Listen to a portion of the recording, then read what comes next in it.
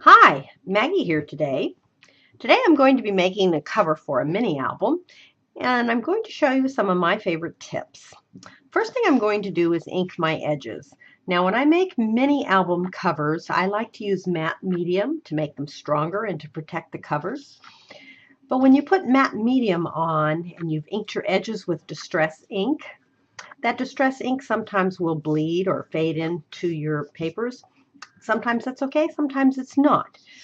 To prevent that, I'm going to use archival ink to ink my edges.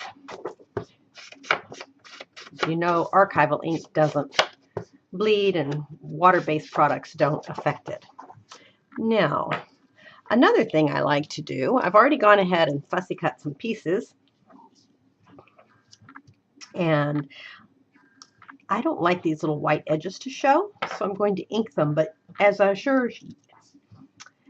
you know, that inking with a pad doesn't work very well because you can't get into all those little tiny corners. So I like to use these.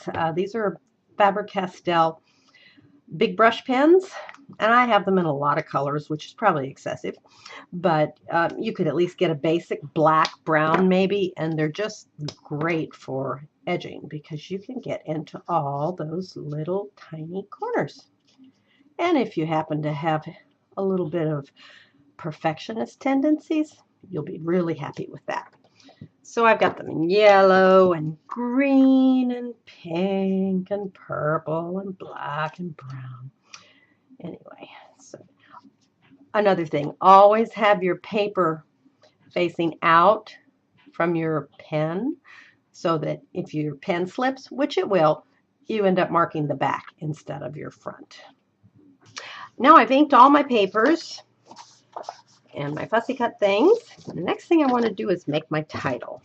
I'm going to use these letters. I'm using the Times Nouveau collection mostly, and I've got the sticker paper from the Times Nouveau Deluxe Collector's Edition. I'm going to make a title. I'm making this mini for a retreat that I'm going to. So, okay, now here's a good little trick for you. You know how hard it is to get your letters lined up straight on a page? So what I like to do is stick my letters onto a little piece of scrap paper that's just slightly narrower than the letter and stick the letters onto this. So that's what I'm gonna do. There you go. There. Now once you have your letters all glued on, take your scissors and trim them so that just the letters show. And you have, there you have a nice, neat, lined up title.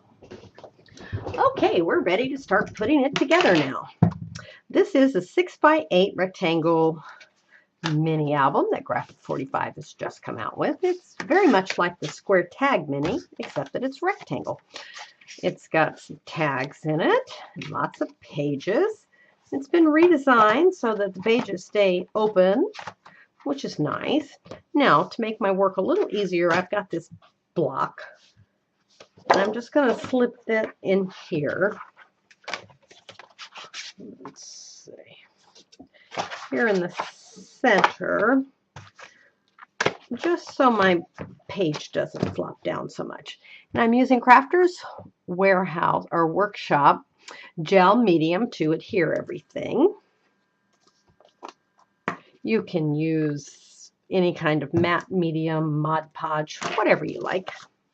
So I've already cut my papers and inked all the edges, and this first piece that I'm putting on is 6x8.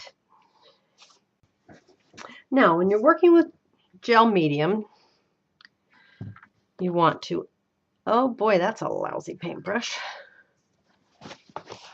You want to use a good paintbrush. All right, let's see if this one works any better. Yeah, you want to put your matte medium on both the surface that you're gluing to and the surface that you're gluing. You get a much better seal if you do it that way. So it helps if you have a brayer to get your paper adhered really tightly. I also like to use a bone folder or something like that.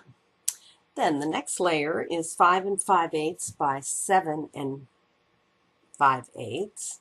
And again, I'm putting gel medium on both the paper that I'm adhering and the surface that it's being adhered to. The next layer is the red striped, and it is 4 3/4 inches by 6 inches. Now here's another tip for you. Be sure and use the covers of your Graphic 45 papers. I'm using a little cutout from the Times Nouveau Deluxe Collector's Edition, and it works just as well as the papers do, it's just a little thicker, and for the cover of a mini, that's great. Now I'm going to add a final coat to the cover and set it aside to dry. Okay, now while the cover is drying, I'm going to paint some matte medium onto these little fussy cut pieces.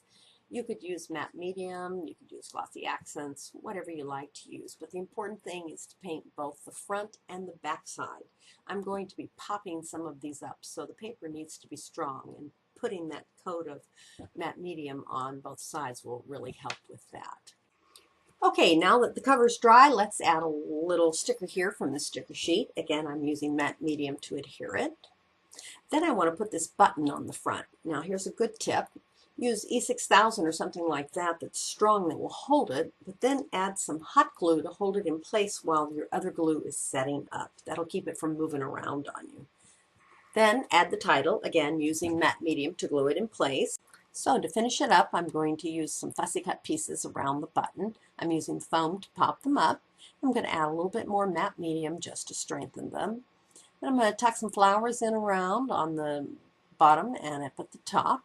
I've got a little Prima light bulb there on the left. That should do it. So I want to thank you for joining me today. I hope you've picked up some tips that you can use. So I'll see you later. Thanks.